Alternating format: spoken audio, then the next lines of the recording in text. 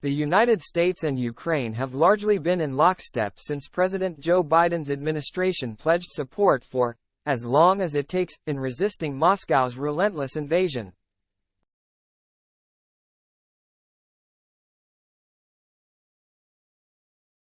But more than a year into the war, there are growing differences behind the scenes between Washington and Kyiv on war aims, and potential flashpoints loom on how, and when, the conflict will end.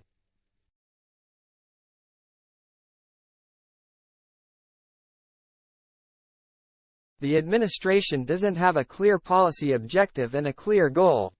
Is it to drag this thing out, which is precisely what Vladimir Putin wants, said Rep.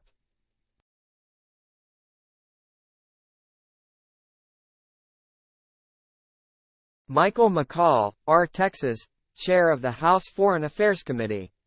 Is it to just give them enough to survive and not to win? I don't see a policy for victory right now, and if we don't have that, then what are we doing?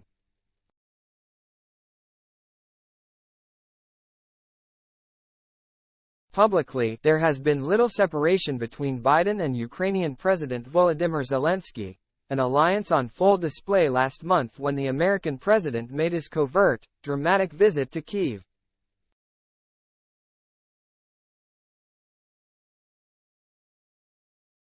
But based on conversations with 10 officials, lawmakers and experts, new points of tension are emerging. The sabotage of a natural gas pipeline on the floor of the Atlantic Ocean.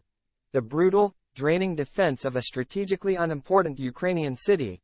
And a plan to fight for a region where Russian forces have been entrenched for nearly a decade.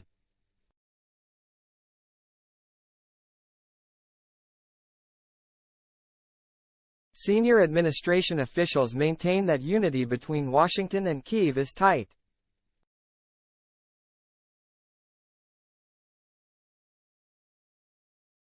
But the fractures that have appeared are making it harder to credibly claim there's little daylight between the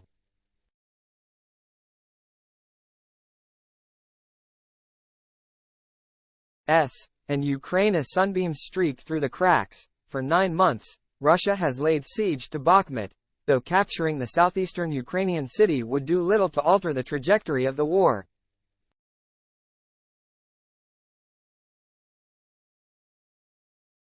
It has become the focal point of the fight in recent weeks, with troops and prisoners from the mercenary Wagner group leading the combat against Ukrainian forces.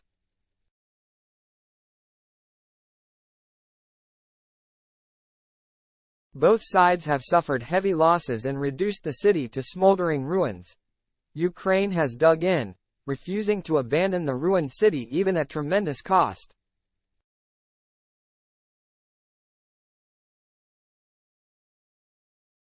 Each day of the city's defense allows us to gain time to prepare reserves and prepare for future offensive operations, said Call.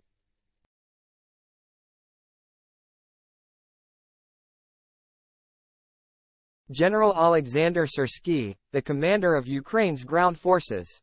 At the same time, in the battles for this fortress, the enemy loses the most prepared and combat-capable part of his army, Wagner's assault troops.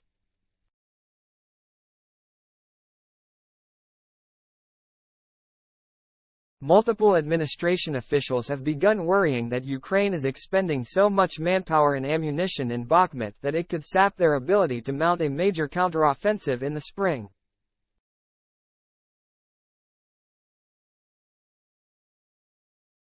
I certainly don't want to discount the tremendous work that the Ukrainian soldiers and leaders have put into defending Bakhmut, but I think it's more of a symbolic value than it is a strategic and operational value, said Defense Secretary Lloyd Austin.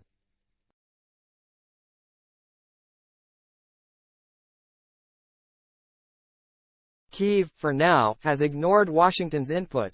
Meanwhile, an assessment by U.S. intelligence suggested that a pro-Ukraine group was responsible for the destruction of the Nord Stream natural gas pipelines last fall, shedding light on a great mystery.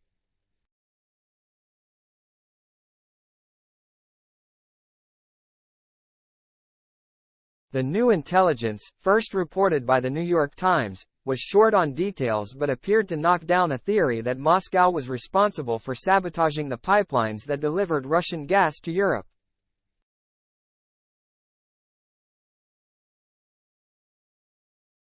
Intelligence analysts do not believe Zelensky or his aides were involved in the sabotage, but the Biden administration has signaled to Kyiv, much like it did when a car bomb in Moscow killed the daughter of a prominent Russian nationalist last year, that certain acts of violence outside of Ukraine's borders will not be tolerated.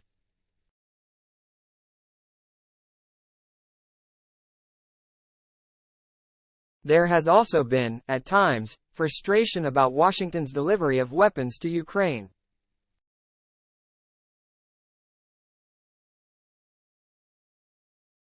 The United States has, by far, sent the most weapons and equipment to the front, but Kyiv has always looked ahead for the next set of supplies.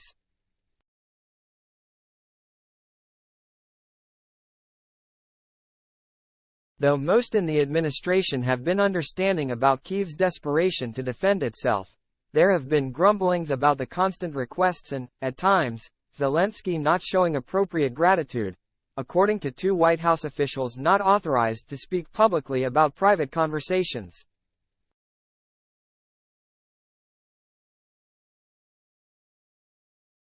I do think the administration is split, the National Security Council split, on what weapons to send to Ukraine, said McCall, who's in constant touch with senior Biden officials.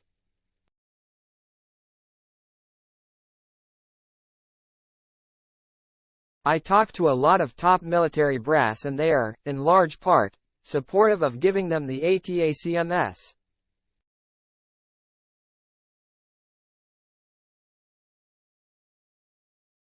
The administration hasn't provided those long-range missiles because there are few to spare in America's own arsenal.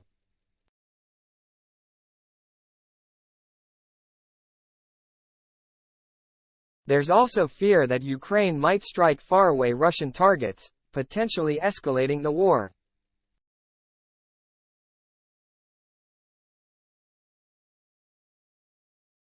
A recent report that the Pentagon was blocking the Biden administration from sharing evidence of possible Russian war crimes with the International Criminal Court also put another dent in the unity narrative.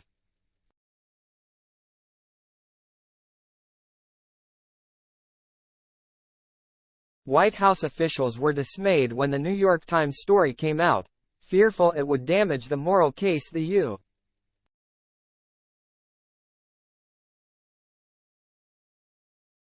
U.S. has made for supporting Ukraine against Russian war crimes and crimes against humanity.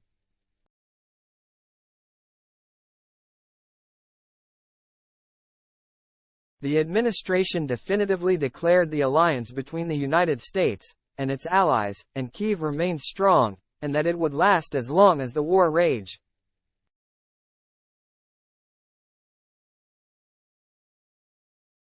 National Security Council spokesperson Adrienne Watson said the White House is in constant communication with Ukraine as we support their defense of their sovereignty and territorial integrity.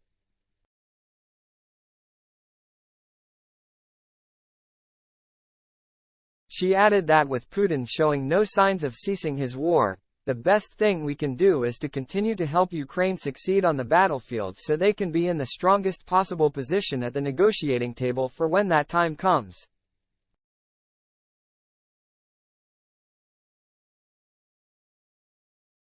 But the growing disconnects may foreshadow a larger divide over the debate as to how the war will end.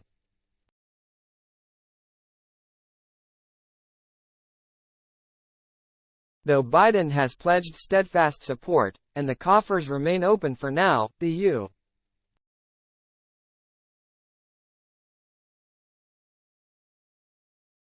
U.S. has been clear with Kyiv that it cannot fund Ukraine indefinitely at this level.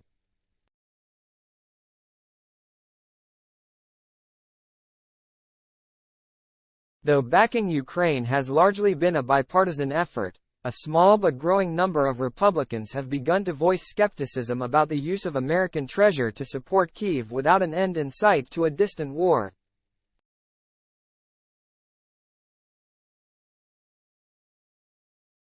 Among those who have expressed doubt about support for the long haul is House Speaker Kevin McCarthy, who has said that the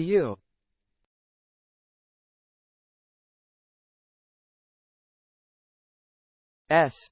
would not offer a blank check to Ukraine and rejected Zelensky's invitation to travel to Kyiv and learn about the realities of war.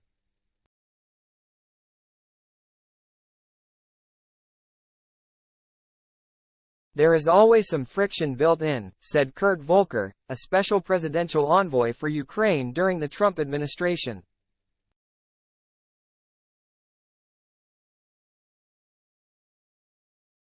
Zelensky also stepped in it a bit with McCarthy, coming across as needing to educate him, rather than work with him.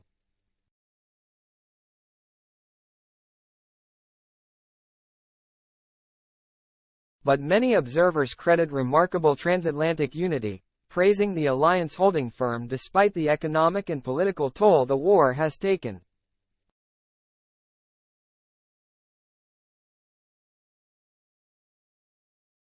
I see the little fissures, but those have existed with points of disagreement and varied views between the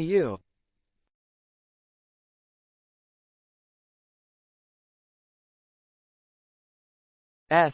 and Ukraine even before the big February invasion, and since then, said Shelby Magid, deputy director of the Atlantic Council's Eurasia Center.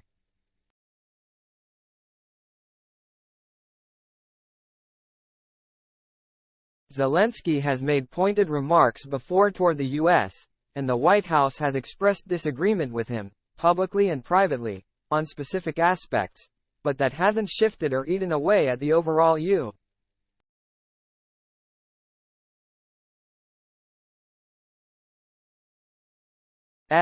support and partnership. Points of crisis still hover on the horizon. Zelensky's insistence that all of Ukraine, including Crimea, which has been under Russian control since 2014, be returned to Ukraine before any peace negotiations begin would only extend the war. U.S.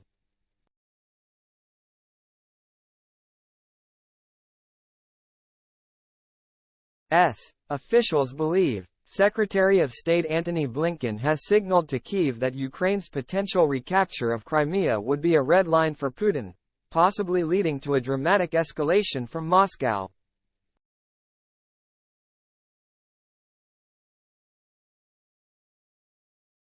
Moreover, the Pentagon has consistently expressed doubts whether Ukraine's forces, despite being armed with sophisticated Western weapons, would be able to dislodge Russia from Crimea, where it has been entrenched for nearly a decade.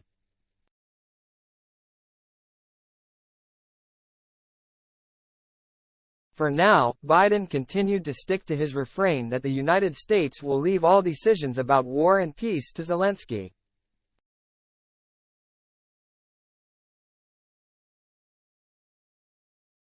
But whispers have begun across Washington as to how tenable that will be as the war grinds on, and another presidential election looms.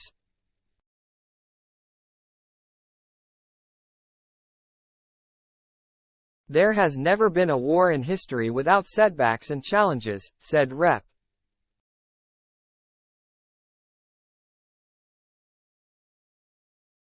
Jason Crow, D. Colo, an Army veteran and HFAC member. The question is not whether Ukrainians have setbacks, but how they respond and overcome them.